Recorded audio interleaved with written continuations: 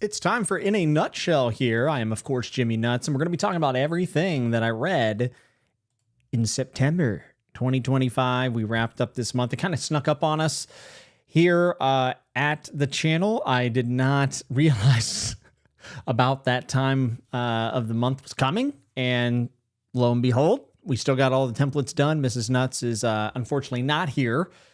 She is very, very busy these last few months, and so she was not able to be here to moderate chat or to do timestamps, but regardless, she was able to help me out and still get those templates done. So we're here. We made it. A little frazzled. Just got home like 15 minutes ago. Bit of a chaotic day, to be honest with you. Things are going well. The new job is fantastic. I work with a bunch of really great people on some really cool stuff. And the reading is going so well. It's going so well. This was a good month. Felt like some books actually maybe got dropped down just a tad bit in the rating because I had to compare it to the things I was reading in this month that was also going extremely well. And of course, we read some short books, which we love to see.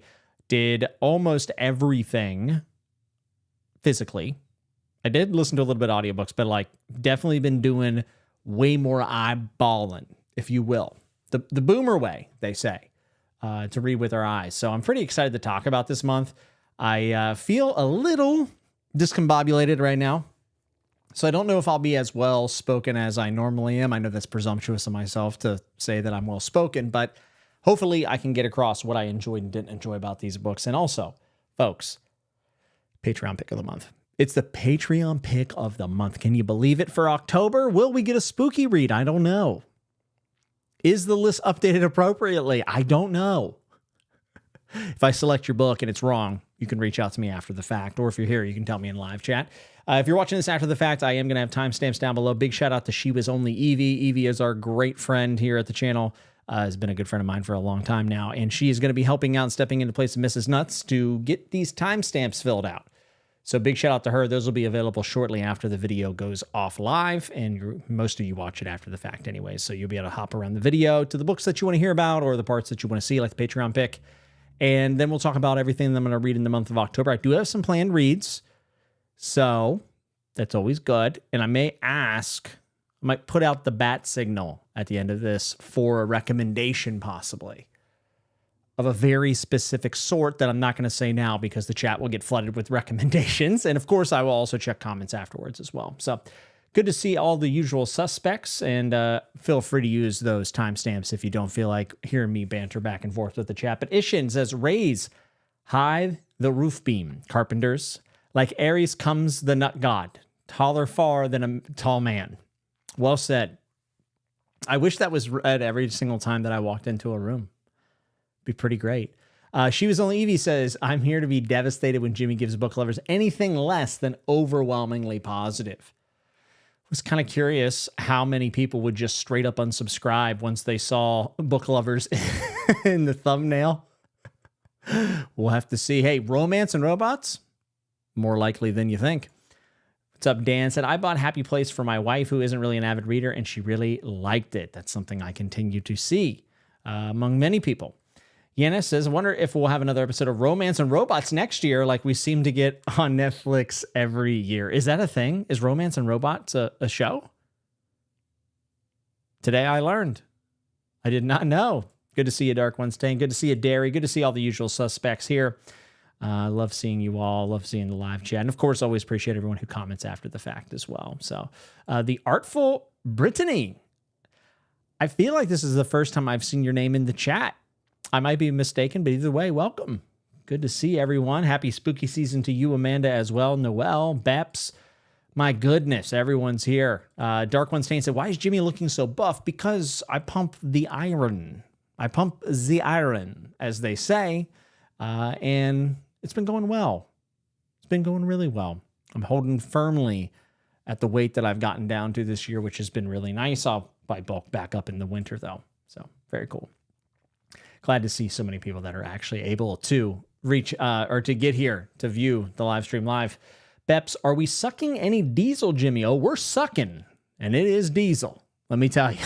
I mean, we are going to talk about book lovers. So, good to see you, Rodrigo. And Noel, thank you. Said, so happy you're enjoying your work and reading. That's awesome. Yeah, it's a good time to be me, which is not always the case. What's up, Red? Good to see you. Cannot wait to tier rank some fantasy trips with you next Monday night at 6 p.m. on your channel. Hint, hint. Go check it out. Also, before I get too far into the stream, we start talking about books and stuff, I did want to give a big shout out to a friend of the channel, which is Library Ladder Bridger over there.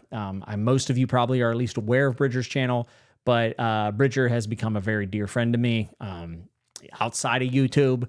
I just really love that guy. I also do love his channel, and he had an announcement today where he's making some changes to his channel, and he's also opening up a Substack that's going to have a lot of really cool stuff. So I wanted to give that a shout out because I subscribed, and I think a lot of you should too, to be honest.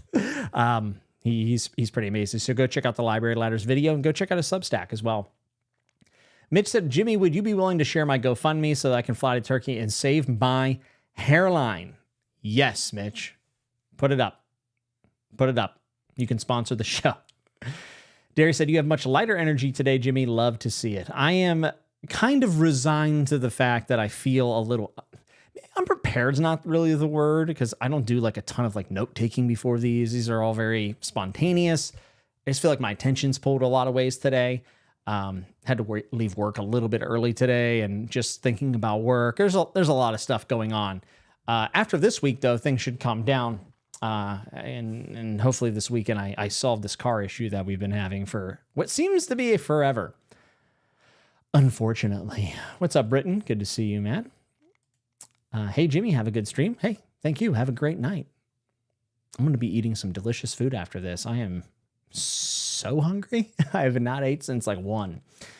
Shelf Davis said, I almost unsubbed because of book lovers. Amanda, how dare you? I know you're not a big fan, and I understand. I understand your complaint. But I also, well, you'll see. You'll see. StoryTube did unsub. Well, there goes your housewarming gifts. I would like Romance and Robots in the same story, please. I'll get right on that. Oh, Love, Death, and Robots is the show on Netflix. Okay. Who would be the Jim Gordon in your Alfred to your Batman? I would say Danny DeVito and Jackie Chan, if I had to pick 2 people that have meant a lot to me and, I've spent a lot of time with. Taylor said, excited for this month of Taylor books. It really is. So Taylor has been around forever, and Taylor definitely lobbied for one of the books that I'm going to review tonight. And then also just happens to be a fan of another one of the books that I'm going to cover tonight. So this is, Taylor, this is your night. Take a bow. Take a bow. Big moment for Taylor here at the Fantasy Network. I'm trying to get out of the habit of saying that channel name because it's not going to last much longer. Hint, hint. Stay tuned for Chatting with Nuts episode 100. Jimmy paid the iron price for those muscles. You're damn right. Oh, the Artful Brittany said, I've only caught you live once before. Otherwise, I lurk. Well, I'm glad that you have come out of lurking and talked. Lurking is totally acceptable. I lurk all the time. But I'm glad. I'm glad that you were able to put a couple chats in there. That's wonderful. Library Ladder is here. I did not know that. Thanks, Jimmy. I joined this live stream just in time to hear that. Well, I'm glad, dude. And I hope you're having a great week. I'm sure your life's very chaotic at the moment. K Fox said, the Substack is very good. All the cool kids follow it. I agree. I can agree. Concur. Noel said, I can feel your positivity, Jimmy. So happy that you're in better spirits. Hey, me too. Me too. If people are saying I'm radiant, man, I'm like, my goodness. It's making me, I almost feel weird. Like my brand is being a sad boy. I don't really know what to do with all this. Oh my gosh. Gannon Jones Jr. Dude, first off, Gannon Jones Jr., the greatest professional wrestler ever come out of Pittsburgh, Pennsylvania. Gannon, dude, be honest. Like, I look pretty good, right? Like, I could probably get back in the ring tonight. Like, I could do it this weekend. Where are we going? We going Wheeling? We going Elizabeth? Where are we going? We in that Court Time Sports Center, brother? Gannon, so good to see you, dude. I love you as well. When I think fondly about people in the wrestling business that I just like am so thankful for to have spent time with and get to know and share like a whole hell of a lot of laughs with, there are very few people that would be above Gannon, if any. Just an absolute amazing dude, good husband, good dad, good dude, good human being. Gannon, love you, brother. I love you. Oh man. There's so many people who played such a big role in my life for so long that I just don't see anymore. And it's sad, but that's how like that is how life goes. But the amazing thing about it is that like those impressions people leave on you are just always there. And anytime I get to see a G. Jones Jr. pop up in the chat, it's a good day. It's a really good day. Gannon, miss you, man. Miss you very much.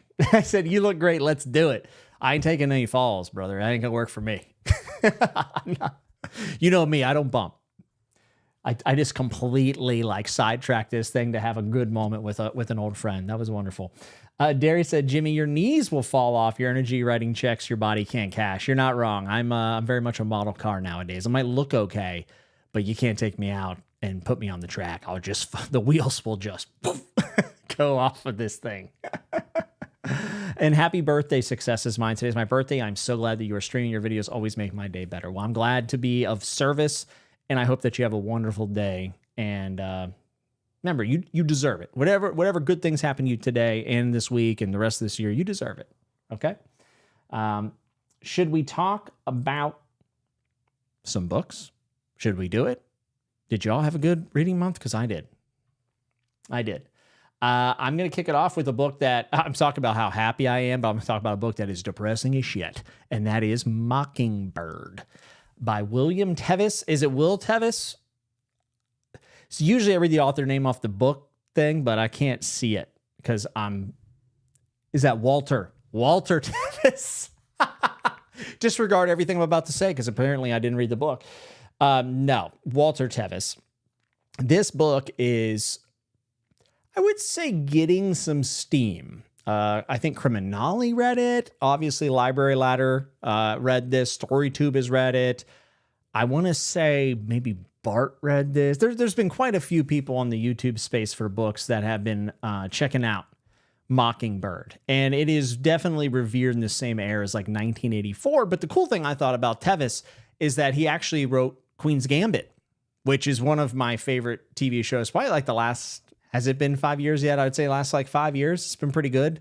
To be honest, there's a lot of bad television out there, so I don't know how much of an accolade that is at this moment in time. But I really like Queen's Gambit. So when I found out that he had written a 1984-esque type of book, far in the future, humanity is being ruled by robots, and you have guessed it, human beings have forgotten how to read. They have forgotten to do much of anything other than, well, I guess smoke dope and watch TV. No connections. It's all about individualism. You know, you don't want to have too many connections. You got to keep it within yourself. But of course, that will not stand.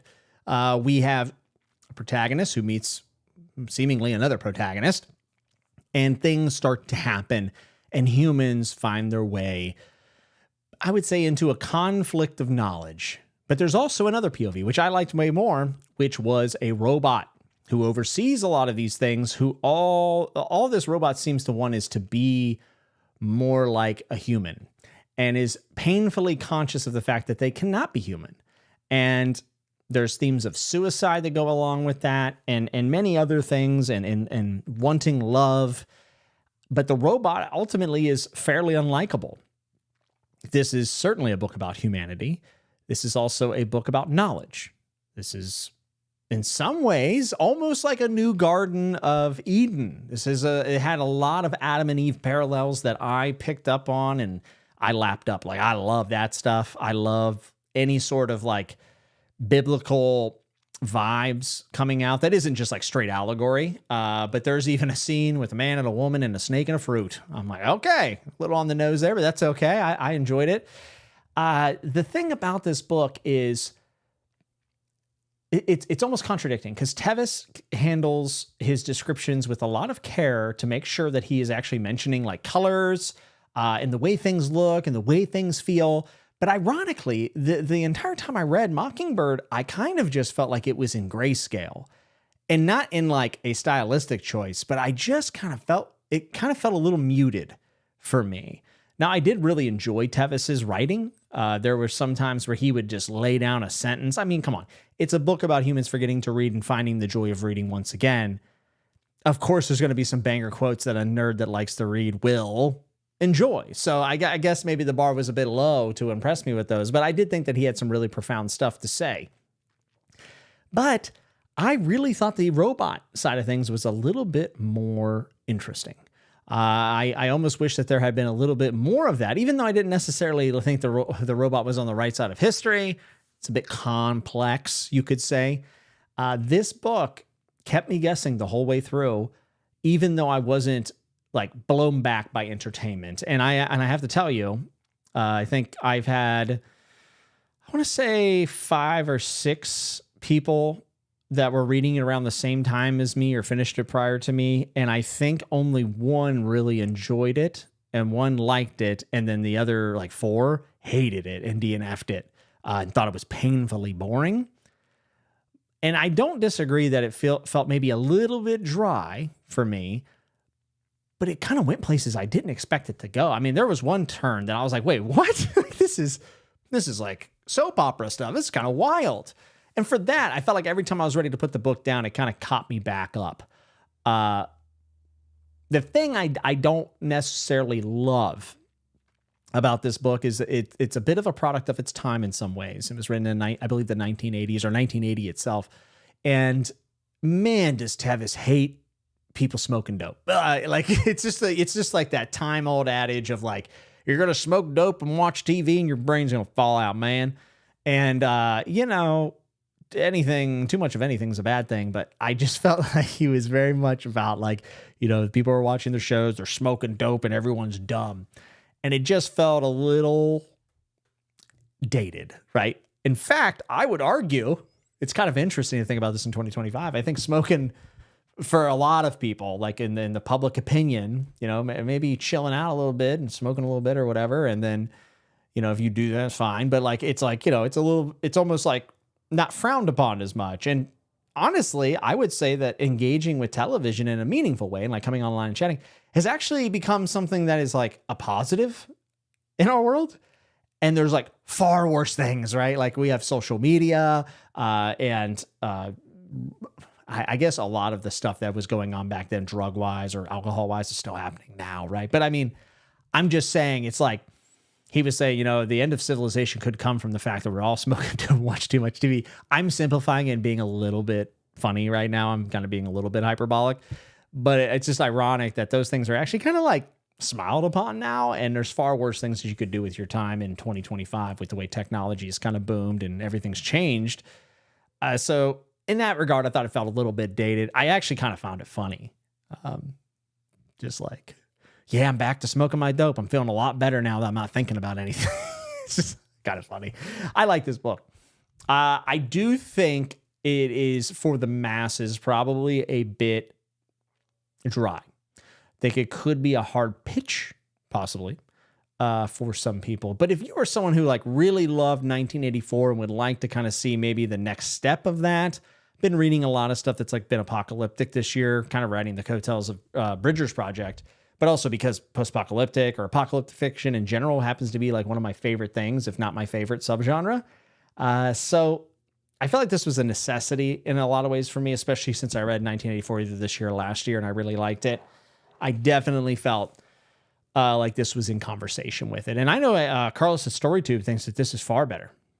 Far better than 1984, if I remember correctly. So Joanna also is saying maybe a little anti-contraceptive too. I kind of felt that as well. So that's my feelings on the book. I really, really liked it.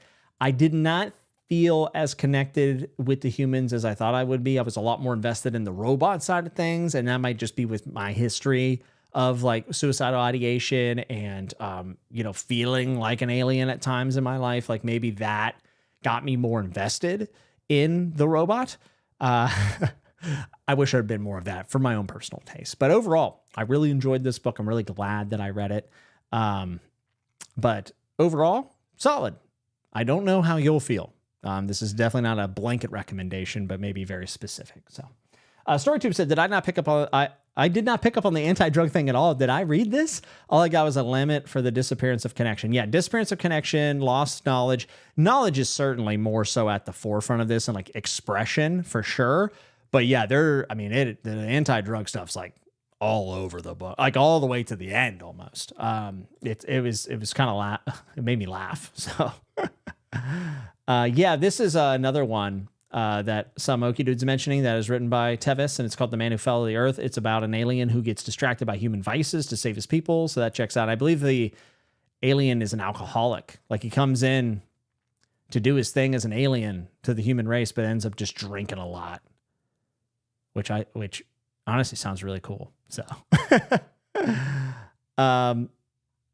so I definitely feel like there's a good amount of you, that could like it, but I don't feel super great about, recommending it to everyone. Knowledge stuff's always fun though, like restricted knowledge. So, Amanda said, I DNF'd it, womp womp. Yes. So, I mean, I don't think that's going to be an uncommon finish for a lot of people with this book. I still need to read Mockingbird. I still need to read Tevis books. I would highly suggest it for sure. Yana said, I played chess professionally for over 20 or so years since I was 4, and Queen's Gambit is really accurate if you exclude the hallucinations. Yanis, that's very impressive and very cool. Good for you. Good for you. Success is mine. I feel iffy about writing suicide or ideation into my books. How could I write it in a way it's not triggering? I've dealt with depression, ideation my whole life. I don't want to trigger people. Yeah, sometimes you just got to do it though. It is what it is. There's always forewords for warnings of those things, but I think you just got to write them true to what you believe. I think you should write whatever you feel the pull to write. So, Beb said, I love biblical allegory. What the heck is Narnia, Jimmy? I didn't say, I said I like biblical influences and themes and odes, but I said, not so much allegory. So I covered my ass on this one because Narnia is cheeks. Jimmy, I cannot wait for you to read East of Eden. Me either, to be honest with you. Wait, what about The Lion, the Witch, and the Wardrobe? Folks, come on. Come on now. Rid said, my favorite thing about Mockingbird was how much it was an ode to reading and loving books. Yeah, it was hard not to love those spots, right? And some of the more waxing poetically about it, for sure.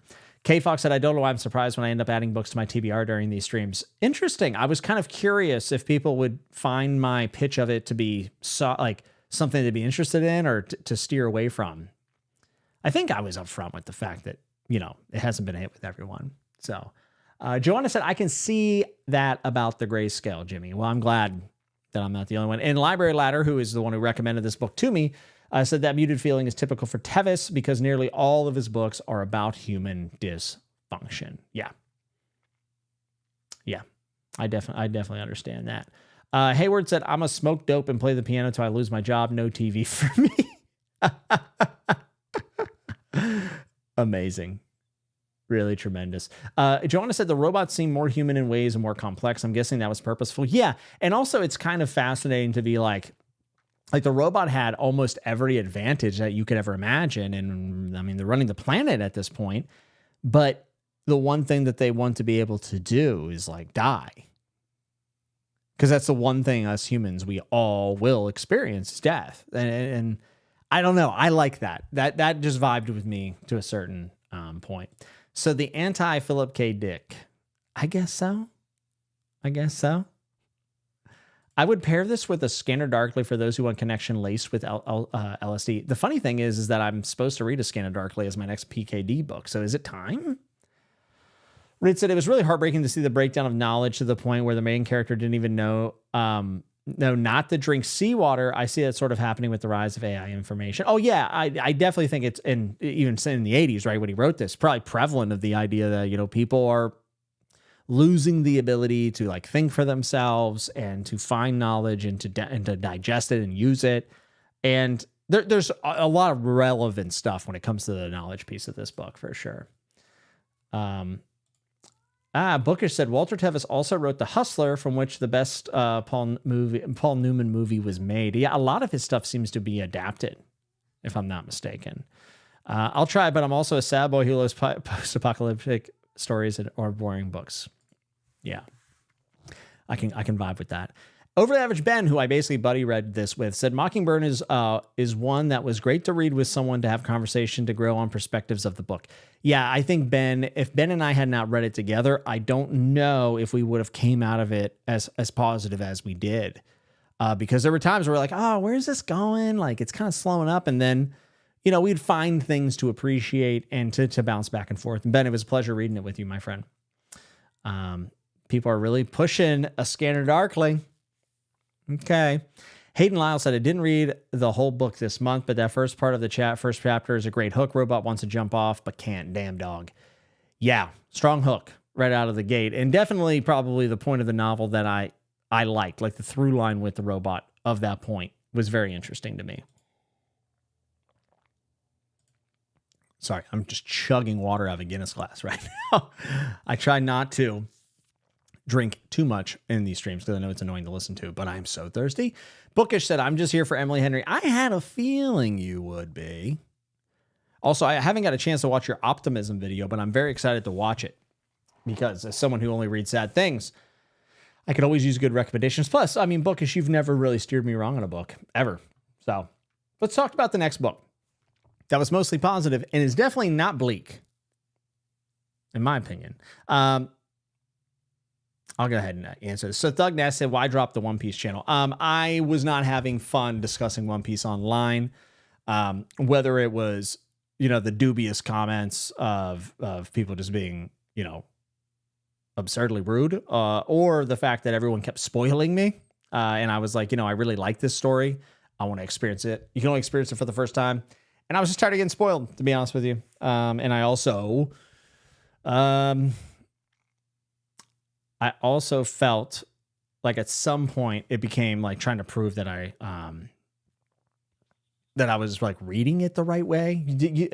I think you'll probably understand what I mean by that, but like specifically with One Piece, it felt as if that I would have an interpretation of events, and sometimes it'd be wrong or whatever, but sometimes it was just like personal opinion. And it did not go with like the main idea around this thing. And people would be like, no, you're thinking about it the wrong way. And I almost felt like I was trying to pass like this weird unknown test or something.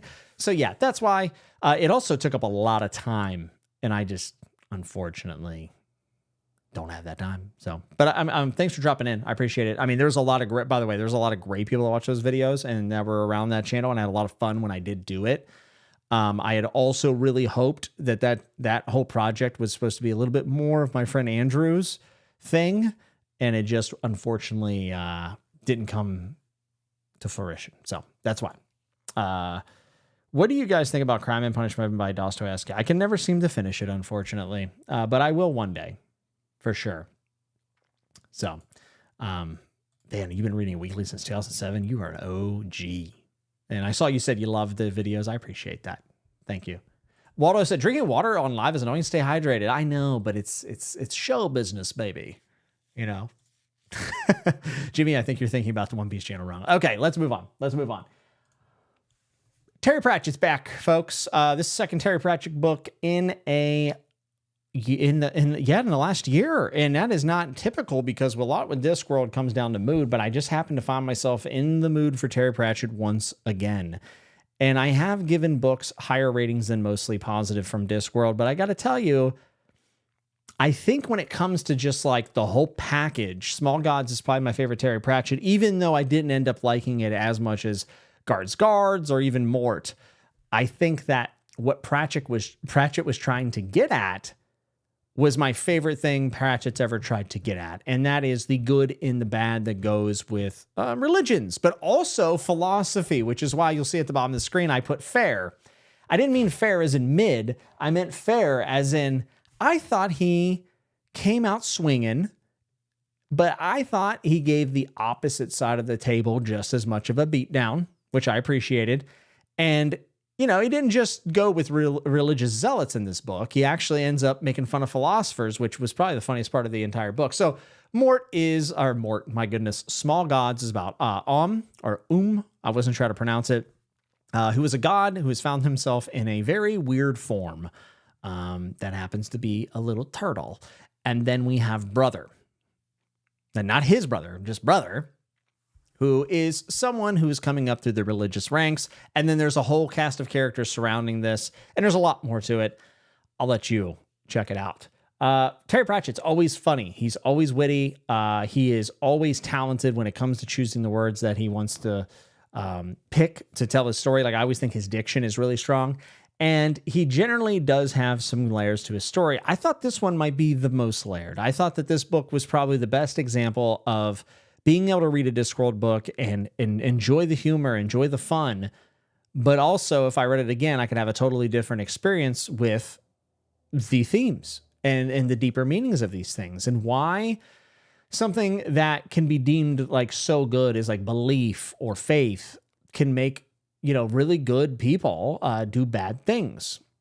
Or you could argue bad people do good things. It's very interesting. Why is it only mostly positive? First half of this book, I think I was messaging people being like, this is my favorite Pratchett. Like, I was like, this is the one that finally put me over the edge, right? The back half of this book really drug for me, and I think I've been able to kind of put a finger on two things about Pratchett that will probably always keep him from being like one of my very favorite authors, even though I have a lot of appreciation for him, which is I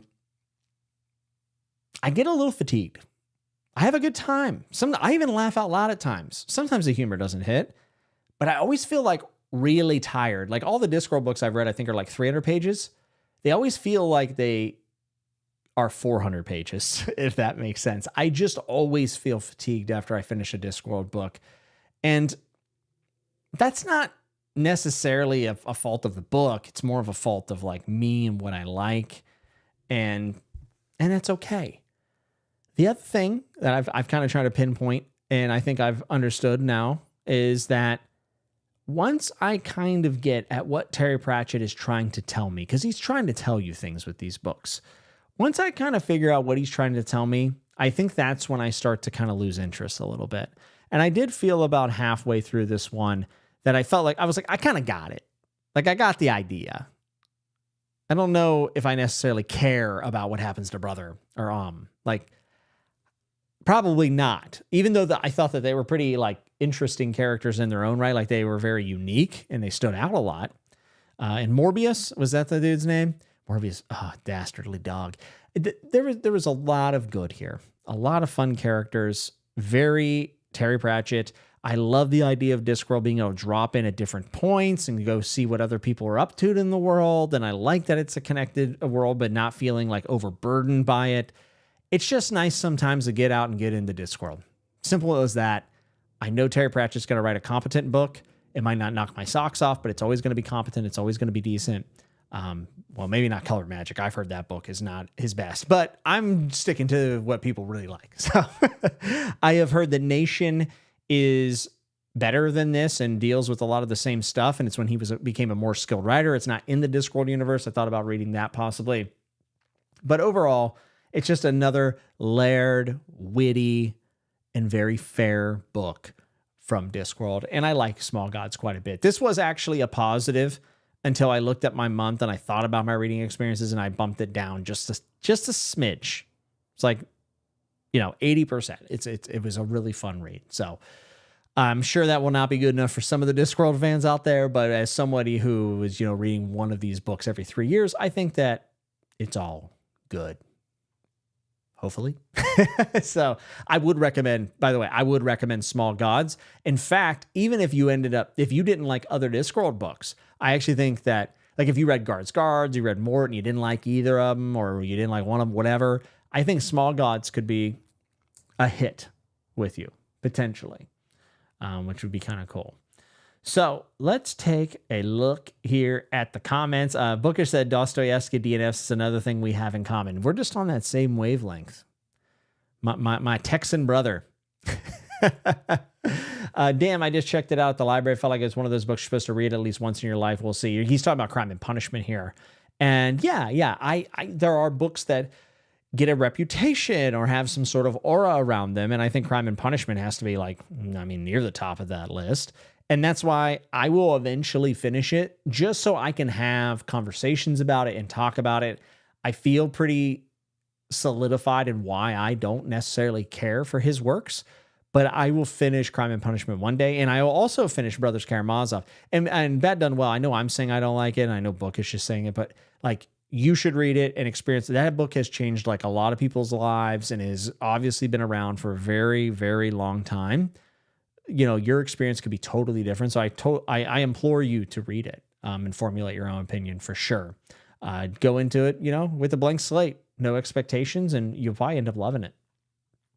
So, oh, I'm still here. Plus, you do a Song of Ice and Fire content. And that's one of my favorite series. I do that over at Bend the Knee. So thank you very much. Also, I like your name quite a bit. Psst, the turtle moves. Eagly. Should one read Pyramids before Small Gods? Well, if so, then I messed up because I did not read Pyramids. I don't even know what Pyramids is about, unfortunately. Brother is adorable. I would agree with that. Brent said, I'm a bit late, but Tevis also wrote The Hustler and The Color of Money, which were both pretty famous movies. The latter was Paul Newman's only Oscar win. People really seem to like The Hustler. Like that, I feel like I see that brought up a lot. Grand Inquisitor Vorbis, not Frollo, Vorbis. Ben said, Small Gods is a banger, one of my earliest Discworld reads, and I really need to go back and read it again. It was highly enjoyable. Andy Serkis does the audiobook of Small Gods, and oh my God, his Vorbis is amazing. Very cool. Some people are Beps is saying I should read Going Postal, which possible that I could.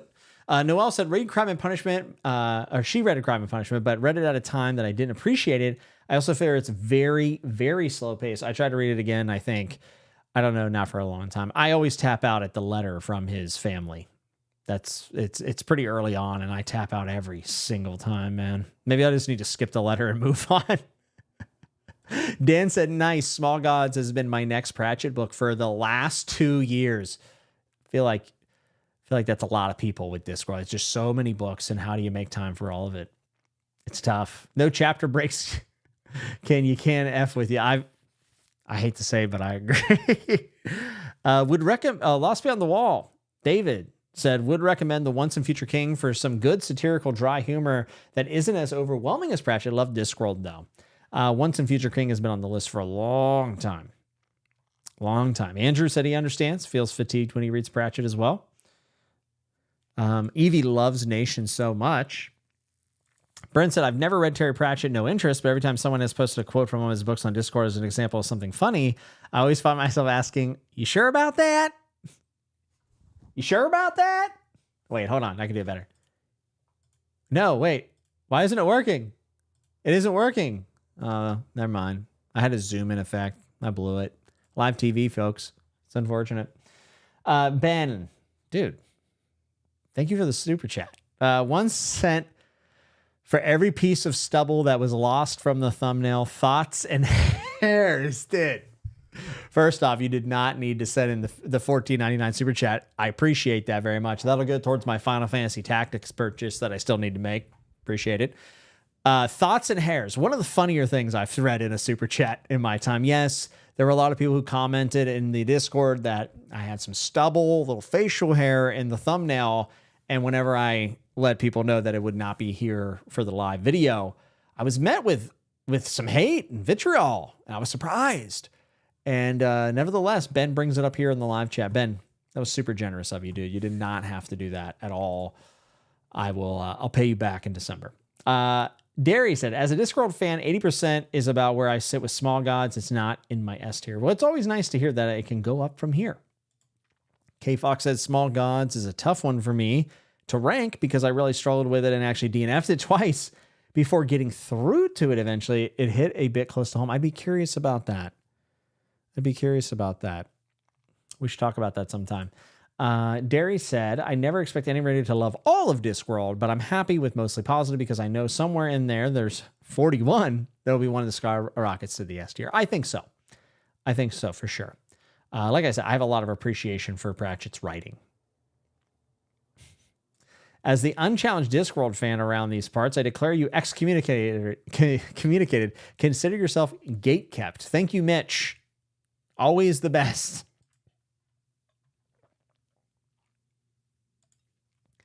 All right. Thornell said, I love all of Discworld, but Unseen Academials I did not get it because I have very little soccer knowledge. Some people would call that football. Rid Loves Weird Sisters. That's actually one of the ones I'm most excited for. So, the goofball zoom is broken. So I don't think it's actually broken. Here, let's switch it and then hit it with this. Sure about that? There we go. I got it. It just doesn't work. Never mind. It just doesn't work when I need it to work. You know what I mean? Brent said, damn, the zoom in would have been killer. I tried, bro. I tried my hardest. Thoughts and Hairs, approved by BellTube. And if anyone knows a good bit, it's BellTube. I promise. BellTube's like one of the only people I can count on YouTube to go with a bit. Like, I don't know if it's just all of his years in nightclubs and being social, but if I need a bit to go through, BellTube's the dude. He's always been the dude. Hayward said, rip Jimmy's unborn beard. It was born. It was just very, young. My day is redeemed. Wonderful. Let's go to the next one, which is a book that has been recommended to me more in the last 2 years than maybe any other book. And one that some people are just like, yeah, this is a Jimmy book. And you know what? I don't like when people try to put me in a box. I don't like when people try to tell me what I'm going to like. And I will stand firm in saying that you all were completely right. I love this book. I have never known men by Jacqueline Harpman, another post-apocalyptic book. This is an overwhelmingly positive. I'll tell you what, it feels like last month was real light on one of these, but we're finally... Sounds good, right? It's just good to hear it again, because it's been a minute. So I'm just going to wear this button out for real quick, folks. Let's just... All right, anyways, this book was awesome. This book was terrific. A lot of people said, hey, if you do this, it'll probably end up being book of the year. It is so short. It's like 200 pages. Give me more of that sweet, delicious short book love. Oh, it's so good. Post-apocalyptic fiction, women trapped in cages, 39 or 40 to be exact. And we have no idea how we got here or why this is, but there are men guarding the cage. And so often this book is revered as, a piece of like feminist post-apocalyptic fiction. And while that is correct, I think people have the very wrong idea of what that actually means for this story that you will read when you open this book. This is a close-knit story. You are in the POV, or I should say the protagonist of the story is a young girl, and you're seeing it through her eyes. She is the youngest girl in this cage. She is the only woman in this cage who did not grow up with the same experiences of, like, we'll call it pre-cage world, where they're being held captive. She doesn't have these wonderful memories of everything that was before. There's things that she doesn't even know existed, like typical things. Like she didn't know what a robot was. And oh my goodness, it is the master class of nature versus nurture. And we see the nature in the way our world shapes us and society shapes us in these older women who honestly are very, very catty and petty, and I kind of understand them still. There is a huge divide between someone who remembers the time before the downfall and who does not. And that communication gap, plus the situations they find themselves in, to me is just compelling reading. This book is not something that is going to blow your socks off with plot points or anything, but what it does provide you is a deep, provocative look at that divide in the situation of being locked in a cage. Just holding a secret to yourself can be enough to almost boil tensions over when there's literally nothing else to do throughout the entire day but talk to one another. And there's restriction of what they will tell this young girl. And I just think that this book does such a good job of making it believable. And when the main character does things or says things or feel things, and it almost feels like they don't understand the context of that thing, it doesn't feel hokey. It doesn't feel unrealistic. It doesn't feel cheesy. It feels very true. And this boils down all the way to how we mourn death of our fellow humans, of sexuality, and of desires and of dreams and of romance and all of these things that there is like a natural part of us that, urge to want to like love and to have connection or whatever. But how we do those things and how we react to those feelings that like tingle inside of us are very much shaped for the atmosphere that we sit in and that we live in daily, that we are just kind of washed over with. And this girl just simply does not have that. And it makes you wonder how different our world would be under any small change in circumstance or in circumstance in your life as well. This is pretty evident in like cultures all over the world and where people grow up. Even in religion, right? What you believe in most likely, most of the time, is completely dictated by where you were born, which you ironically have no control over. So this is just an absolute slammer of a book. It is translated. It wasn't like a huge hit. I believe it was written in, I want to say French. I'm pretty sure it was written in French. I could be wrong. It was translated. It's got now a bunch of English readers are reading it. It's starting to finally get its due. And I just thought, even though it's translated, I thought the writing was just spectacular. I just loved reading this book, simply put. And it is a bit slow. It's very intimate, but I think as like a POV read, it's just absolutely outstanding. I mean, it was terrific. Shout out to Jared Henderson. He actually bought me the copy that I have of this book. And then shout out to Evie, who sent me, after I had that, sent me the cover. There's a new cover for it. I believe it was a UK cover, and bought it from Kenny's in Ireland and had it sent to my house. So Evie, thank you. Jared, thank you. And Taylor, who I mentioned earlier, has been just knocking at my door recommending this book. And a lot of other people did, but Taylor was the very first and was absolutely spot on that this would end up being an overwhelmingly positive book for me. I do implore you to read it. It's a book that I think the less you know about it going in, the better. I just want to set the expectation that when I say it's post-apocalyptic, it's not like this Mad Max type deal. It's very like personable. So it's a bit slow, but it's only like 100 something pages, and it's just absolutely amazing. It's absolutely tremendous, and definitely one of the finer pieces of post-apocalyptic fiction that I personally have read. So that's it. That's my spiel. I hope some of you will check it out. If you're not too adverse to boring books, I think that this one should definitely be on your list. And if you're like me, a post-apocalyptic nut, I mean, a lot of the stuff I'm reading is post-apocalyptic. Not entirely my fault. Bridger just keeps giving me more and more recommendations. He's just influencing me. I need like a little thing, influenced. I've been influenced by Bridger quite a bit. So let's go and see if people in the chat have read this. I feel like I know a lot of people have read this book, but also like, I feel like more people should have read this book. Personally. Noelle said nobody puts Jimmy in the corner. You're damn right. You're damn right. Bep says, I love this book. Joanna says, I love this book too. Noelle wants to read it. And Taylor said, I'm genuinely so glad you loved it. Hey, me too.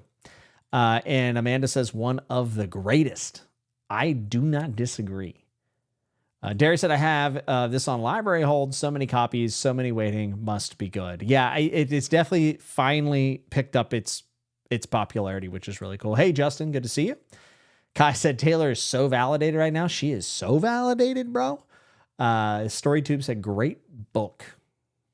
Prove it. I dare you. Oh, Rid calling me out has exposed the monster I truly am. Said, Jimmy likes women trapped in cages? Big if true. Big if true. More likely than you think. Mitch said, this praise isn't effusive enough. As the unchallenged, I, who have never known men fan around these parts, I excommunicate you. Consider yourself #gatekept. I really like this bit. This is pretty good. Jared said, just want to know if I've been mentioned here. You have. At the end. I got you. Holly said, women in cages, lol. Good Lord. I bought this book for Jimmy. You did, sir. And then Evie also bought this book for me as well. Yeah, so it was in French and she's Belgian. I thought I remembered her being Belgian. And I think it was written in the 90s or 80s. I think it was 90s. I think. I might be way off on that. This review makes me so happy. Well, Joanna, I'm glad that I can make you happy. You make me happy, my friend. Its French origins is the only thing that I can be held against it. Freedom fries. The Library Ladder said, it's not a competition. I'm not in the same class as Jared. You're so much better than Jared, though. Jared said, I will fist fight Evie Maybe Bridger 2. Love you all. We're seeing a crash out of epic proportions from our good friend Jared, the famous man Henderson. Taylor's the Trendsetter. A little bit. Sounds like a Handmaid's Tale. Yeah, definitely a Handmaid's Tale, Jason. I like this more than Handmaid's Tale, though, personally. Yeah, look at this. Library Liar said, I Who Have Never Known Men is one of my favorite reads of the past couple years. Yeah. Brent said, what the hell is that cover, though? Dude, I have actually thought about this so often, and I think it's the idea of like coming out of the cave, kind of, right? It's like reascending to the world, but it's not a great cover. It's not a great cover. I like the new cover. There's like a new UK cover that I think is really good. By the way, I actually meant to say this earlier in when I reviewed this. This is why I said I felt discombobulated. I also read this a few weeks ago. When people ask me of like things that should be made into a movie or a series, this would be a phenomenal HBO show. I think. Maybe I'm wrong, but I think so. Duffy Pratt said, have you read I Have No Mouth and I Must Scream yet? It's a post-apocalyptic prison story, but it's about 8 pages. No, but I bought the collection of his stories, and I might even end up reading it this month if I remember. So, would you say this is the best thing to come out of Belgium since Van Damme? I would, dude. Young Jimmy Nuts, big fan of Jean-Claude Van Damme. Like, big fan. Bloodsport was like, it was on repeat on the TBS Superstation back in the day. Loved it. Mitch says, despite all my rage, I am still just a woman in a cage. My favorite Smashing Pumpkins lyrics. That is absurd. That is absurd. Success is Mine said, asking for a friend, do you think a fantasy take on the Book of Revelations would be interesting? I've already written it, but I want to hear your thoughts. Pretend I am the friend. Yeah, I mean, in general, I think. I mean, the Book of Revelation has a lot in it, so it's hard to say. You know, the ironic thing is the book that has reminded me the most of Revelations has been the 3 Body Problems series. There's a portion of that where like there's just like this horrible time on Earth where like aliens are just like really making a fuss. And I've always thought it kind of reminded me of Revelations.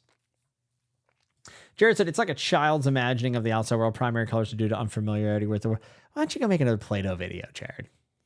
Don't you have things to do? Oh, Lost Beyond the Wall said, I think that's Library Ladder on the cover. If we hadn't had Thoughts and Hairs, that would be the best comment of the night. But Thoughts and Hairs is still the best one. That dancing scene in Bloodsport, though, banger. Bookish, if we ever meet up, we should watch Bloodsport together and live stream it. Oh, okay. Since you enjoyed I Who Have Never Known Men, I would recommend The Wall by Marlon Haushofer. Ironically, I think that was like Taylor's book of the year, who recommended me this book. I actually own that book as well. So, Sumatra said, cool, just bought I Have Never Known Men. Now we'll start reading after the stream. Hey, I hope you enjoy it. Come back and let me know in the comments or in the live stream next month how you got along with it. I would love that. Since Alan is not here, Play-Doh is so dumb. Alan's always here.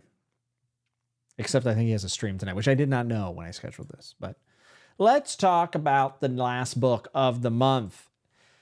Your boy read some romance. Now, I was thinking about it, and I was like, is this the first romance book I've read? And technically not. I read Fourth Wing, which is romantasy, but this is straight up like contemporary romance, right? First time I've read it.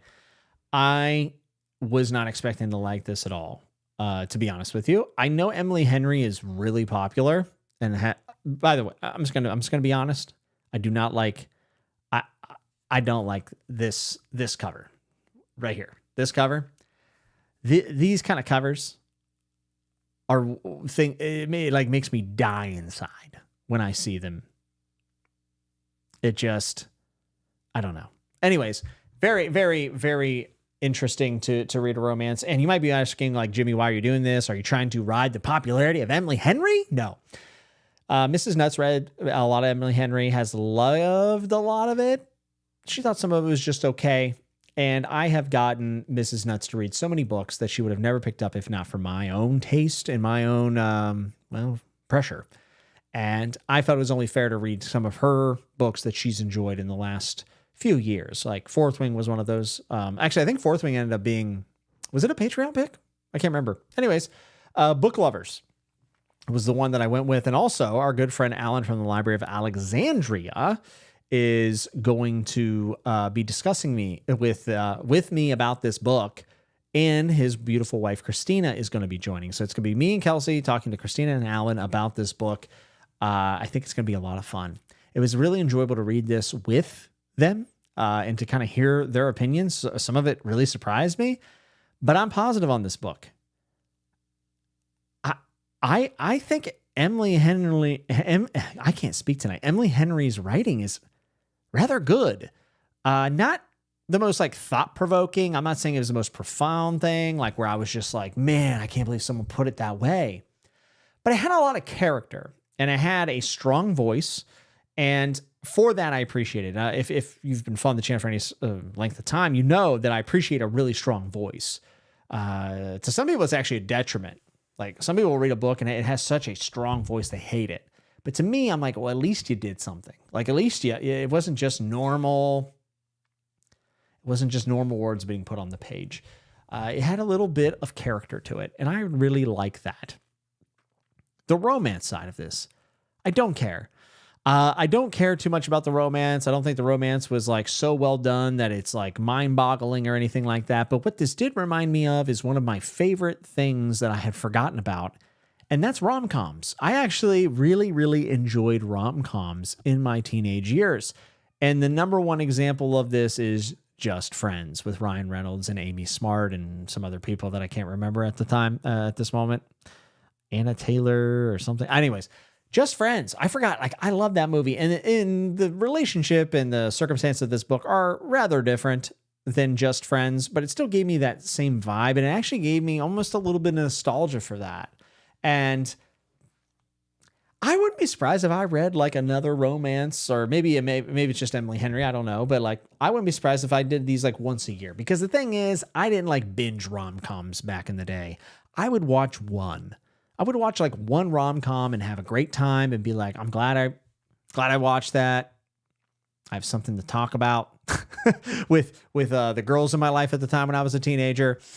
But I think this book was really fun. I thought it was fun to read. And the best part about this book, out of all the things I could talk about, I guess I should kind of tell you guys what it's about, because obviously my audience isn't one that always reads this. So Book Lovers is about somebody working in the book industry who is just busy all the time, living in New York, gets pulled by her pregnant sister out of the madness, and kind of for an escape weekend in a small town of North Carolina. Lo and behold, someone that she's had a bad experience with in her profession happens to be from there. She sees them, very much enemies to lovers. I'm not a huge fan of enemies to lovers. I'm not going to say I hate it outright, because there's plenty of examples I could give you where I really appreciate it, like Jamie and Brienne and many other series that I've read. I don't think that this is like a brave examination of enemies to lovers, but I don't think it's bad either. I thought it was believable. A little bit of like the cool guy always saying the right thing at first, which I was very put off by, but then really rounded out the male character where he wasn't just hitting one-liners all the time. He actually became a real character, which I thought was great. But the best thing about this book, and I kind of talked about it in the premise, is the sisterhood. I thought the sisterhood between them was really nice. Like, I actually enjoyed reading about it. And so much of like books, especially contemporary books, feels like it's all about bickering and whatnot. And I love that the sisters did not do that the entire book. They had their differences, don't get me wrong, but I thought that the sisterhood was awesome. My least favorite part of the book actually involves the sisters. And it's this kind of a pain point that's brought up later in the book. And obviously I can't give it away, but one, it's kind of like a cliche that's not really true. So that was kind of like, but on top of that, it was just kind of a disappointing plot point. I was expecting something major going wrong, and it ended up being something that was like, one, kind of silly. Maybe silly is not the right word, but kind of like lower stakes than I thought it was. And also kind of untrue. So it was like, I didn't necessarily like that part. And then the other part about these books that is not necessarily inherently a bad thing, it's predictable. It's a romance book. I've actually heard people saying that, like, for romance readers, they actually want to know if there's a happy ending or not before they read it, because they expect a romance book to always have a happy ending, which I think is wild. But it's predictable. I'm going to counter that. And I'm going to push back a little bit for all the people who are shaking their head like, yeah, romance sucks, it's predictable.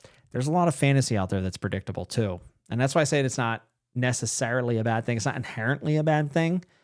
If you can still get there in an entertaining way, it makes sense, it could be fun. And I did have fun, and it did make sense to me. And I actually did like the couple by the end. Nothing over the top about the romance. It made me think about my relationship with my wife much differently, but it did provide entertainment. It was very readable. I think Emily Henry definitely has writing chops, and at least in the fact that she can just get you to want to read the next page. Had really good chapter breaks. The momentum kind of carried throughout the entire book. Maybe a little bit hang up on the end. Kind of like felt like it was like chopping its pace a little bit. But overall, just really, really readable. Really enjoyable, honestly. So I was happy with it.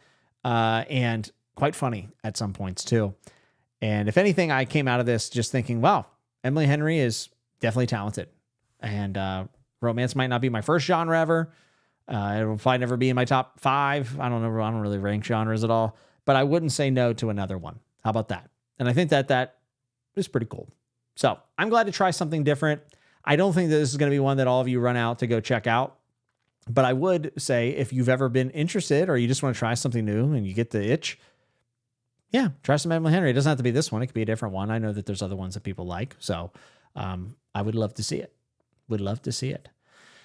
All right, so let's take a look at the chat. I'll be very curious to see who's read this. I know at least 2 of my patrons have read it, or 3. Well, a lot of my patrons read it, but I know specifically there's people who feel very strongly about this book. Booker said, I read and enjoyed Beach Read last year. Yeah. That's Emily Henry too, right? I think that's the one Kelsey read first. I'm pretty sure. Jimmy is entering his romance era. It's romance girly time. I already did the reading vlog era. Why not this, right? Surprised it's positive. It's positive. I rated it a 2.25 out of 5. Wasn't convinced on the romance very much. I actually really liked the family subplot more than the romance, except for the sister is dumb. Hey, some of us have dumb sisters. Not me. My sister, ironically, my sister is actually a genius. Much smarter than me. Sam, I said, did I miss Jimmy's long anticipated review of Court of Mist and Fury? Not yet, my friend. Stay tuned. Mitch said, did you read it with Mrs. Nuts back to back like that cover? If not, I don't know if you should really be speaking about it, to be honest. She, in fact, did not get to reread it. She had already read it, unfortunately. You haven't read any Jane Austen? Not yet, but I plan to. I think that's probably one of my big 2026 goals. I'm not going to make them any because I don't like commitment, especially on this channel. But Jane Austen is somebody that's like definitely in my purview, for sure. No, Fourth Ring was a Jimmy stealth read. Okay, I couldn't remember if it was a... I couldn't remember. So, let's see. Book Double Dare Date. I'm so there. Yeah, it was fun reading it with like another couple, especially like Alan, who, I would never expect to enjoy this. And I think he actually did get some enjoyment out of it, which is kind of wild. Library Ladder said, I gave Book Lovers as a gift to my daughter in college last Christmas without reading it first. Did I make a terrible error in judgment? No. And you know what? I didn't think, I guess I should have mentioned this because this is kind of the pull to a lot of these books. I didn't think the spice was like that crazy. Like, I mean, it's there, but I don't know. I didn't think it was, I'd be curious. Do people find Book Lovers to be very spicy? Because I don't know the tolerance of spice. And when I talk about spice, I mean like sexual scenes for those who don't know. I don't know. I wasn't bothered by it at all. Evie said, I'll take the positive. I won't have to cry myself to sleep. And I thank you, Jimmy. That's all I can do. Booker said she can write. I would agree with that. I'm not surprised you're positive about Book Lovers, Jimmy. I'll be surprised if Alan likes it. Well, you might end up being surprised. How about that? I will also read my first Emily Henry book in October. I'll be trying Funny Story. Well, I hope it's funny. Amanda said, I simply cannot deal with her blatant, gleeful misinformation about a spoiler. Yeah. Yeah, it was kind of cheesy. And also just something that you don't really see, you know? At least from what I know. I can't speak with the it's hard to talk about without spoilers, but yes. Dylan's Book Nook said Emily Henry is one of the better romance writers. Her characters are a lot stronger than the characters in most romance novels. They have motivators, they have flaws. They definitely have flaws. I mean, sometimes they were kind of annoying, but in a good way, I guess. Bookish rom-coms are my brain fluff. Without them, being able to read something new would be so freaking rare. You know what? I think that fills this void very, very well. Small town and NC. What town? I could not remember the name of the town if I had to, unfortunately. Amanda said ruined the whole book. I could understand exactly how you would come to that opinion. Yes, Jimmy, I agree. The conflict was much less stakes than I thought. Yeah, it's just kind of like, a bummer. Amanda said, truly believe it's harmful misrepresentation. Sam, I said, reading Shards of Honor this month reminded me that I do love utterly sincere and sweet romances in my stories. Yeah, I mean, there's a lot of romances that I like, and I know I'm a broken record, but it's just easy to go back to what I know best. But like a lot of the romances in A Song of Ice and Fire, while they're usually messy and have like a lot of like patriarchal circumstances around them, there's some like really, really good moments in those that even if it's not like the most ideal relationship, like there's like a companionship to some of them. I'm thinking Ned and Catelyn. It wasn't exactly what they both wanted, but my God, they did try to make it work, which is pretty cool, I think. Rid said, I want to read more Emily Henry. I liked Beach Read, but didn't love it. If anyone has any recs. Okay. Noelle, I would say clearly does not like Emily Henry. So wait, whenever there is an author who's this popular, and Emily Henry is very popular, this is going to happen. So Madeline said, I've read 3 of her books so far. This one was my favorite. Very cool. Brent said, any woman in cages in this one too, asking for a friend? Unfortunately, no. That is kind of my thing. That's what I'm known for here. There were no cages in this Emily Henry book, which I think big miss. Big miss. Could have been very positive. Someone said, oh my goodness, Mitch, you're ridiculous. Spice level is there, but minimum. I think it's spicy, but tasteful. Yeah, I don't know. I didn't think it was like very smutty. I mean, there was like scenes, but I don't know. I also don't think I'm hypersensitive to those things.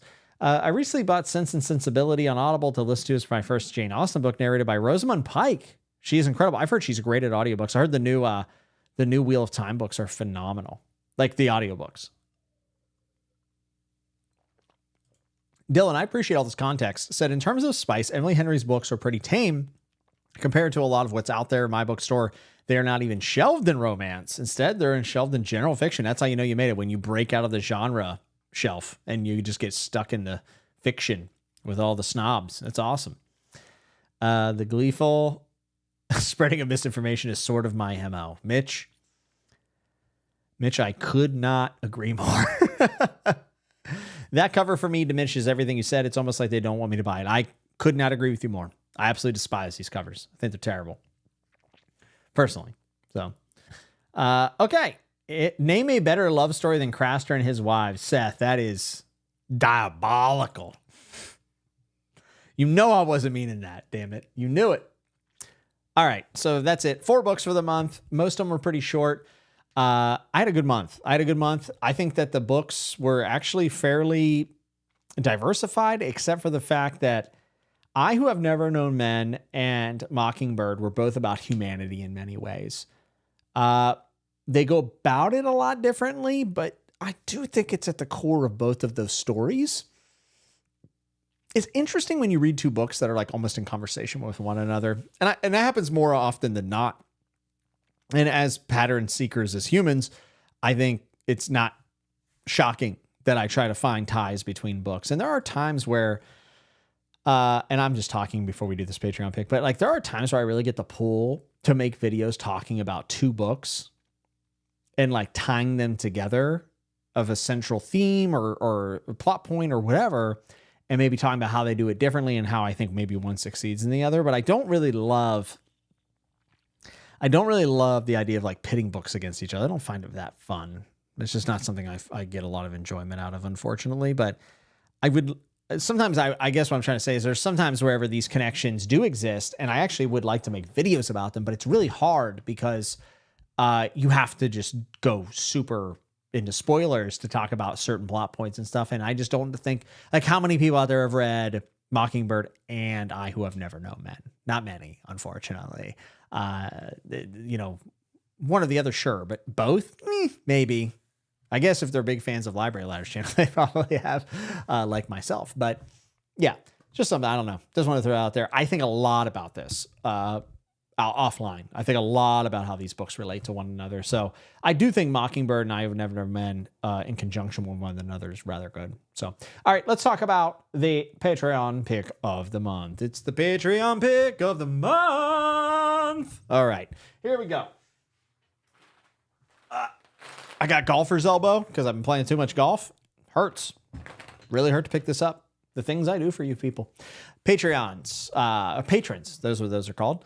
Thank you for everyone that has supported the channel. Whether or not you're in the bottom tier, middle tier, top tier, doesn't really matter. And also if you've been here for a long period of time, we are going to be doing 6-year anniversary this year. And we're also going to have Chatting with Nuts episode 100, which is kind of surreal. And it just means a lot to me that there's been people who have just supported for so long. I really do appreciate you very much. And this is for the month of October. I have no idea what I'll be reading. I am going to pull my little screen over here real quick so I can actually see what I'm going to be picking. And good luck to everyone involved. Let's hope it's not too long of a book. It better not be The Count of Monte Cristo. We'll find out.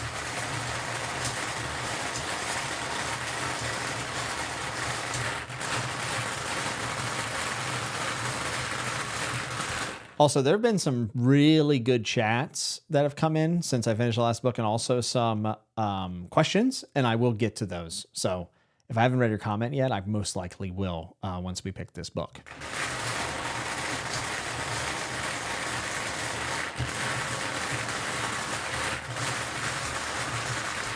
Alrighty, here we go. I'm excited. I can't wait. What was the Patreon pick of the month last month? I Who Have Never Known Men, right? No. Folks, what was the Patreon pick of the month last month? I genuinely can't remember. It was not Wolf Hall. All right, I'm going to go. Somebody remind me. Did I read the Patreon pick of the month? Did I forget to read the Patreon pick of the month? Because it wasn't Small Gods. Oh, it was Mockingbird. Sorry. It was Mockingbird. My goodness. All right. Guys, I've been so busy. My brain's fried. I legit was like, did I forget to read the Patreon? Mockingbird was the pick last, and it was Bridger's pick. All right, folks, it is number 38. And number 38, if I can get my eyes on it. Oh, my goodness. Oh, my goodness. I don't know if people can see it on the page. I'm actually really excited about this. And also, I happen to love this person very much from the very bottom of my heart. And that was number 38. I don't know if you can see it. I guess I should have shown that immediately. It's number 38. And that is our friend Yolanda from StoryTube, which is hosted by Carlos and Yolanda. Yolanda picked The Power of the Dog by Don Winslow, not Thomas Savage. Thomas Savage, ironically, is the first one I bought. She told me about The Power of the Dog. I was like, man, that sounds so good. She told me about this book like 4 years ago when her and I first met. And I bought the Thomas Savage one, which, by the way, apparently is like a 5-star book as well. They just happen to share the same name. But I have been wanting to read Don Winslow for a very long time. Crime, like thriller, whatever. One of the very best from what I gather. And it is time for me to finally read The Power of the Dog by Don Winslow. I've been kind of wondering what I wanted to read next as far as like things that are not a part of a series, which I'll talk about the things that I'm going to be reading in the month of October. I actually do have some planned reads. This is so exciting.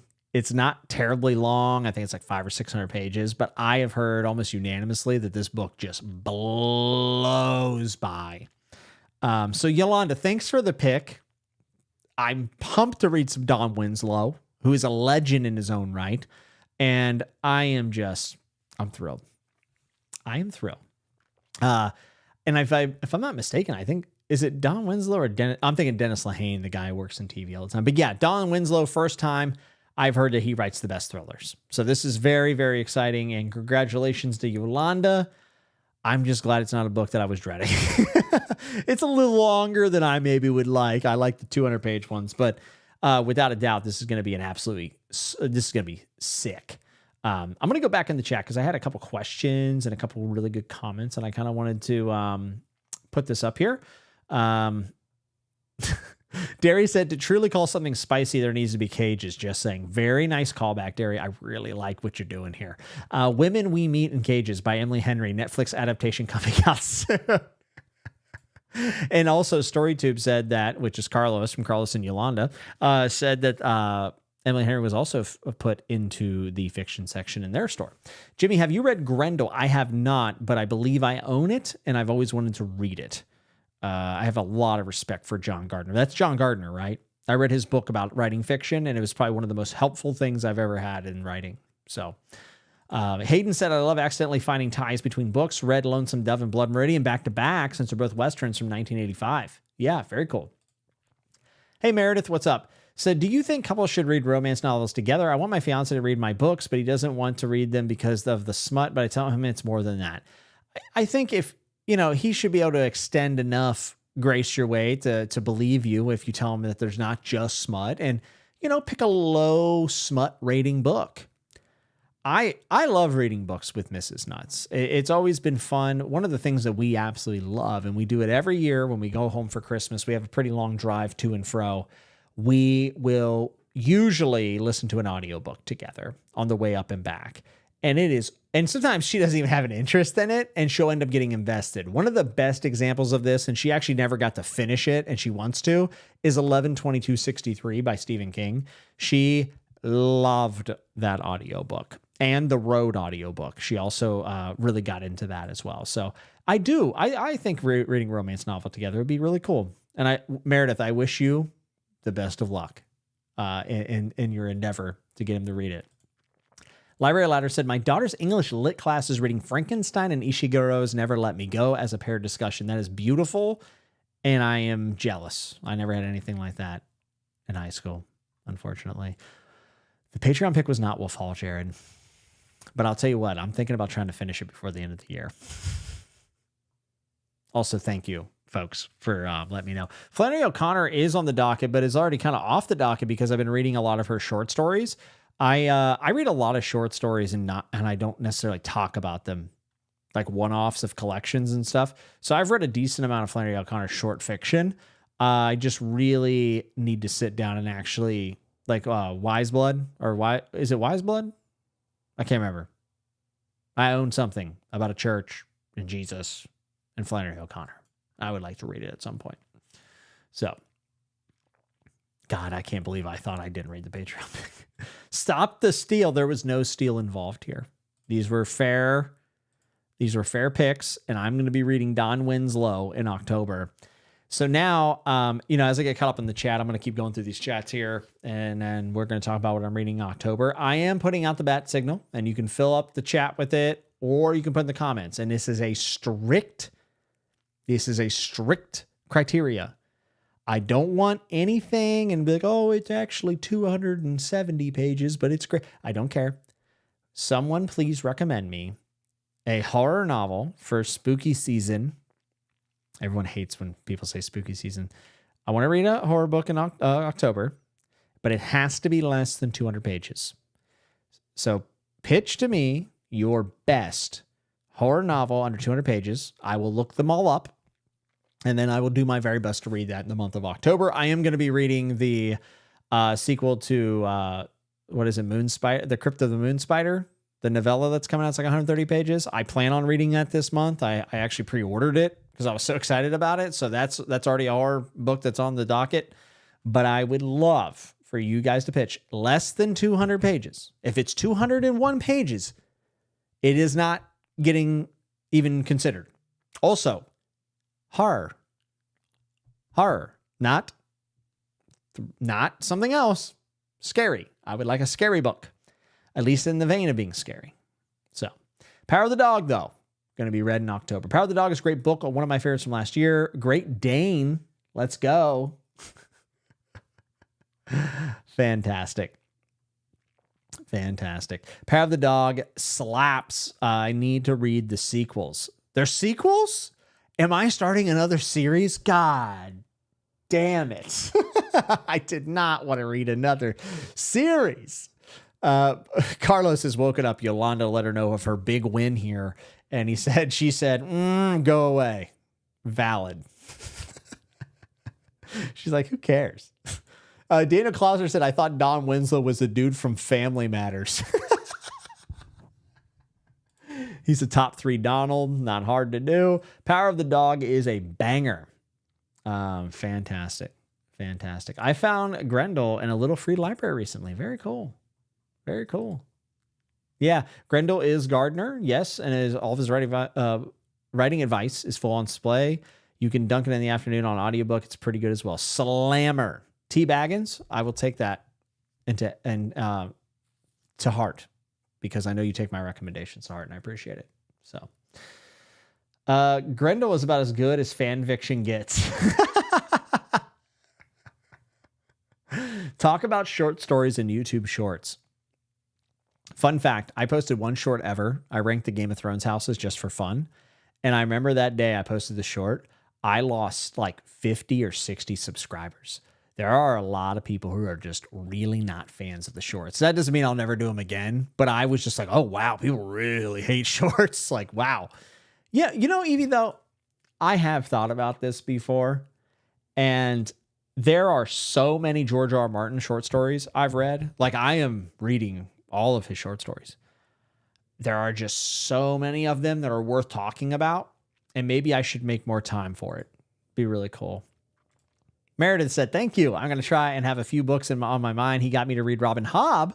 I've passed him in the series, so I want to share something that I like to him. To me, I think that is like one of the best things about, being with someone who loves to read or even enjoys it a little bit is that you get to share that excitement with someone that you love. And it's pretty awesome. And also it's awesome that you got pitched Robin Hobb by him and that you're reading it. I love that.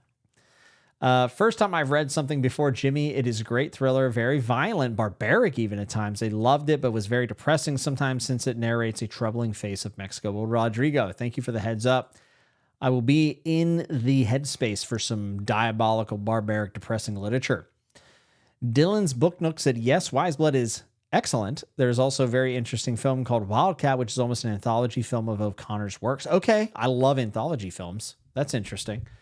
Wiseblood, I actually read the first, I think, 10 to 20 pages of it and was really enjoying it, but it just wasn't the right time to dive ahead. I got that recommendation from Better Than Food, who I really enjoy. Yenna said, not surprised Mrs. Nuts enjoyed 11/22/63. It's the greatest romance story ever. Love it. Ooh, that's big. I love it. It's probably tied as my favorite Stephen King book I've ever read. Flannery, the type of person to tell you she can smell the sin on your breath, would have loved to meet her. Yeah, especially when you're all sauced up, Mitch. Am I right? Okay, we're getting some horror recommendations. Come Closer by Sarah Gran. Gone to See the Riverman by Christopher Triana. See, this is what I was avoiding, David. It by Stephen King. First off, I've already read it. And secondly, shut up. It's so long. It's so long. So long. Come Closer. Okay, that's the second one by Come Closer.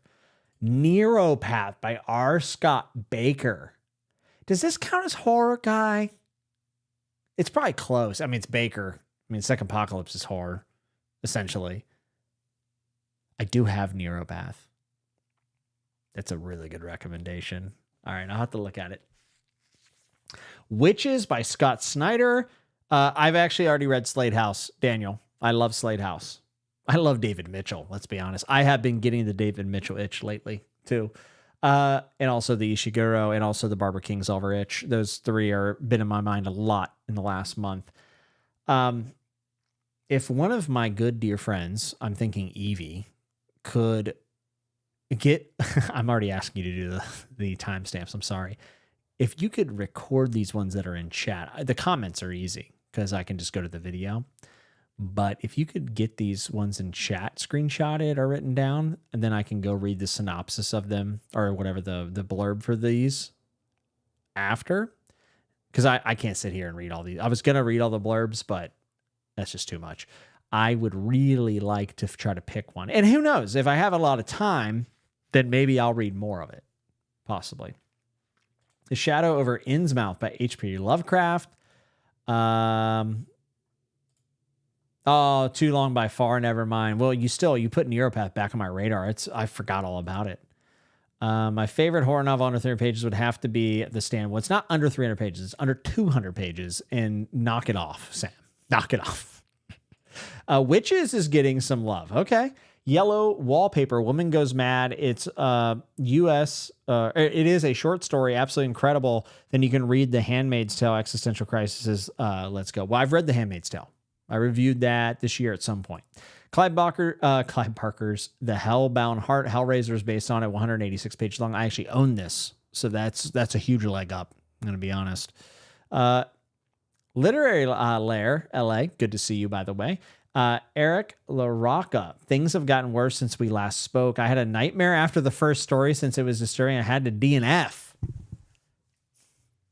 We get nightmares out here? Let me tell you, if you want to get something read during October, I don't know if you could pitch it better than it gave me nightmares. I kind of love that. It's pretty great. Okay, Erica Logo, Things Have Gotten Worse Since We Last Spoke. Why do I feel like that's familiar? I feel like I've seen that in Barnes & Noble or something, possibly.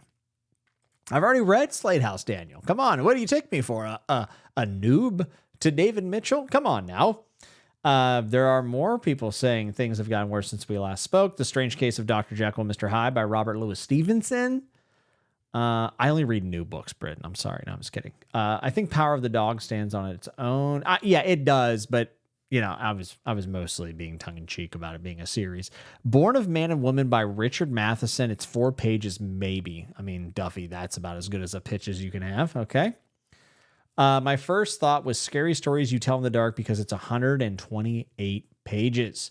Dude, Annette. By the way, Annette, you're the MVP. Like, you are a prolific horror reader, apparently. My goodness. Okay, Power of the Dog can read as a standalone series, tend to work a little different outside of science fiction, fantasy. Carlos, thank you so much for letting me know that series can be anthologies or single entries outside of the I've never read outside of science fiction and fantasy. I've literally never read anything that wasn't science fiction and fantasy. There's a word I want to call you right now, but I can't. Can you guess what it is? The Woman in Black by Susan Hills, 200 pages on the dot. That's a good title. The Woman in Black. Okay. I Am Legend is 160 pages. I actually have read I Am Legend. The Unworthy by Augustina Basseterica. Okay. I don't like shorts either. I wouldn't have subscribed. Well, I'm glad. Thank you. Thank you for not unsubscribing. 1922 by Stephen King. I do own this book, which is great. My best short was Shaming Alan for Mispronouncing Malazan. There's a lot of things you could shame Alan for. That has to be one of the least offensive ones, I would say. First thought was The Willows by Algernon Blackwood, but I think that's more weird than horror. I appreciate you giving me the heads up. I am going to be reading Come Closer by Sarah Gran. It's like 130 pages, first-person POV, demonic possession, psychological thriller. Okay. Library Letter has I Am Legend, of course, and then The Body Snatchers by Jack Finney. So The Body Snatchers would be pretty interesting. I read I Am Legend in high school, and by the way, loved it. I mean, outside of the fact that the main character is like an incel, I actually quite like it. The Ballad of Black Tom by Victor Laval.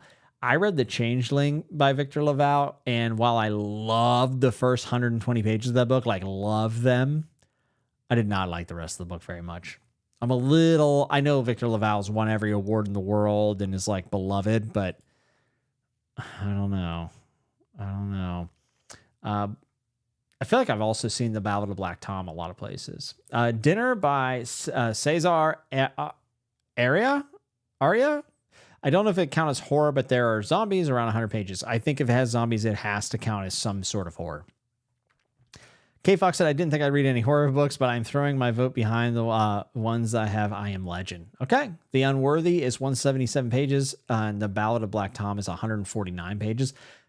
Andrew, Night of Mannequins by Stephen Graham Jones was up for an award last year. You know that I've read this. Andrew, you've been here a long time. I'll forgive you because I've talked about a lot of books, but Night of the Mannequins is like amazing. I love it. The Haunting of Hill House comes at 182 pages. I have wanted to read this. Okay.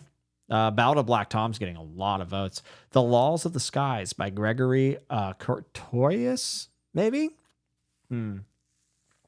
Read The House on the Borderlands or Ban Me Right Here and Right Now from this channel. Mitch, it's been real, buddy. You're gone. How about The Things I Lost in the Fire by Mariana Enriquez, offer the Our Share of Night, a horror short story collection around 195 pages. Really enjoyed it. I loved the writing of that Our Share of Night. It was a mixed experience for me, as everyone knows, but I thought there were parts of it that were just like amazing, and then parts of it that I didn't love, of course. I would be really interested to read a short story collection by her. That has to go towards the top of the list. The Library Policeman by Cy King. How have I not heard about The Library Policeman? I feel like I should. I feel like I know of almost all Stephen King stuff, but not that. The page count for Vandermeer's Annihilation varies by edition. I have read Annihilation. Very good. I've been thinking about reading the rest of those books. I was thinking about rereading Annihilation, which I think I reread the first few chapters one night, and I've been definitely considering actually reading on. I love Vandermeer's writing quite a bit.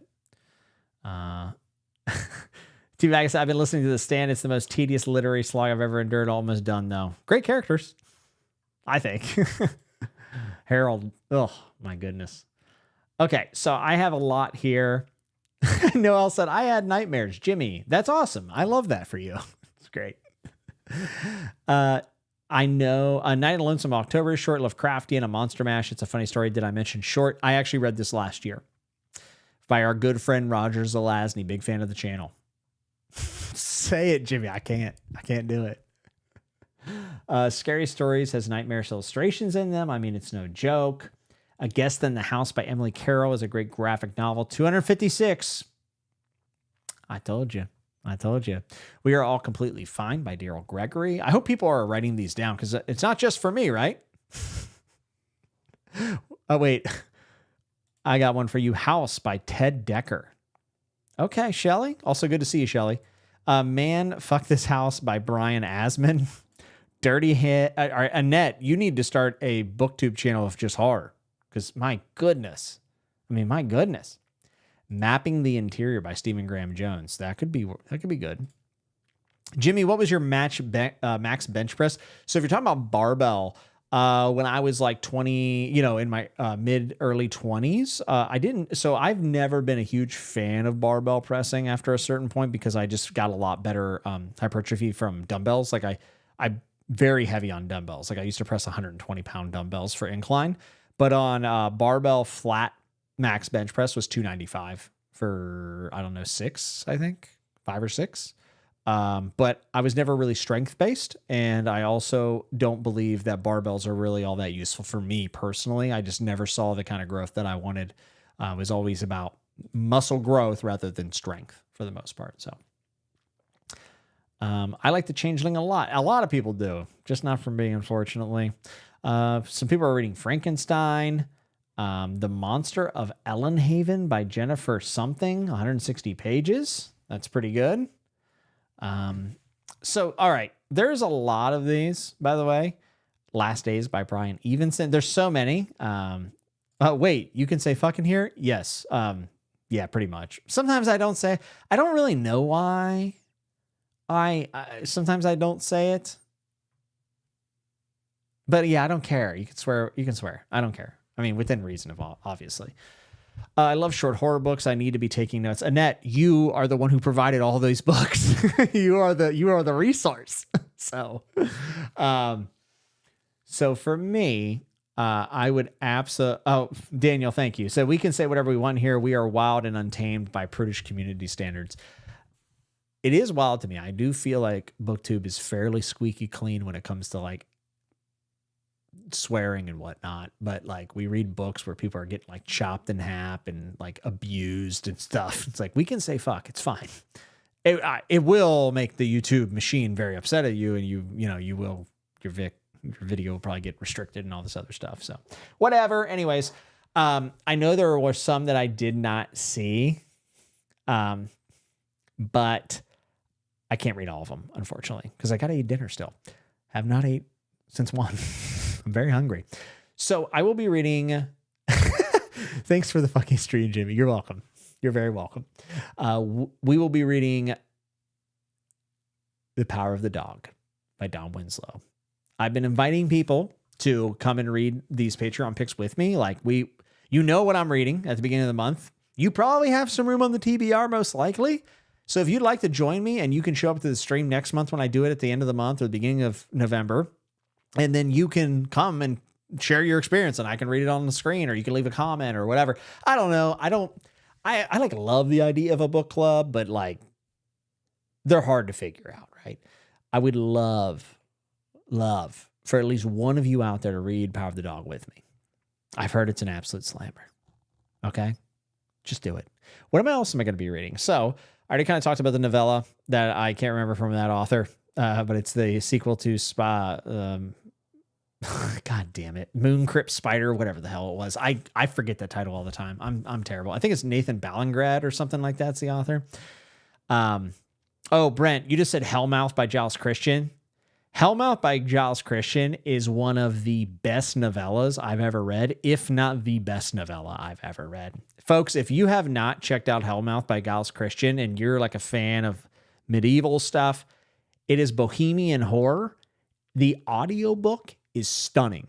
It's so good. It's so frightening and atmospheric. I felt like I could hear the armor rubbing against the castle wall. Like, dude, Hellmouth by Giles Christian's 10 out of 10. Like 10 out of 10. It's so good. So what else will I be reading? I am reading Eyes of the Void by Adrian Tchaikovsky, which is the second book in the Final Architecture series. I really enjoyed Shards of Earth, and I wanted to continue on. I've heard they get better as they go, and I will say I'm liking book 2 more than book 1 so far. I'm about 25% of the way through. And then I'll be reading the Patreon pick of the month. The other book that I might try to start this month, but I'm trying to coordinate with my friend Joe. We might end up reading in November, but I'm going to be reading Rune Lord's book 2, which is, I think, something Brotherhood of the Wolf or something like that. I will be reading that either this month or next month. I'm not sure. You'll have to find out whenever I do my next stream. But also, before the end of the year, the only thing I pledge to read before the end of the year is Mage's Blood by David Hare. I talked about it with Andy Smith. He said it's one of his most underrated fantasy series ever, and I'm very excited to try it out. So that is the one book I am certain I will read by the end of the year. Maybe it'll be this month, maybe not. So you got the novella that I can't remember the name of, so I'm useless to you as someone who curates books for you. I'm so sorry. Power of the Dog by Don Winslow. I'm probably going to try to read a short 200-page or less shorts, or not short story, but horror story that's been recommended here tonight. And then I will also be reading Eyes of the Void by Adrian Tchaikovsky. So that's at least 4 things. It would be great if I could read a little bit more, but we will have to see. I really hope that some of you folks will join me in the Power of the Dog. Rid said, go eat some fucking dinner. Great stream. Hey, thanks. And also, I will be streaming with Rid Monday. We'll be ranking fantasy tropes, which is going to be a whole lot of fun. That's on Rid Book, and it'll be at 6 p.m., which should be an absolute blast. We are both on Eastern. I had to check. I'm like, is it Eastern time? It's Eastern time. So I see people saying they're going to add Hellmouth to the list. You should. It's absolutely amazing. So, folks, let me know if you're watching this after the fact. Let me know what you read in the month of September, what you got in October. Do you have a spooky read for me? Something 200 pages or less. Let's go. It's the year of the short book, folks. It's what I'm going to end up being known for around here. By the way, that's quite literally true. I am really hoping my channel will start to be a place where people can go and know they can get some good recommendations for short books. It's kind of, if I were ever to have a brand, which I don't, that would be my brand. Hopefully that and authenticity. Hopefully. Chatting with Nuts 100 will be this month at some point. I had to make some things work out for that. We're going to try to do something cool. And there will be an announcement about the channel and updates to the channel and the future of the channel, Chatting with Nuts 100. So you'll want to be there whenever I go live for that this month at some point. The guest, of course, for episode 100 will be Alan from the Library of Alexandria with a twist. Check it out. If you like this video, you can hit like. If you dislike, you can hit dislike. I hope that you have an absolute wonderful reading month. I appreciate you so much for stopping by and hanging out with me and to talk about the thing that we all love here, which is reading and books. There's a Patreon description. It's optional, always appreciated. Until we see you next time, be good, be safe, and remember to always keep turning the fucking page.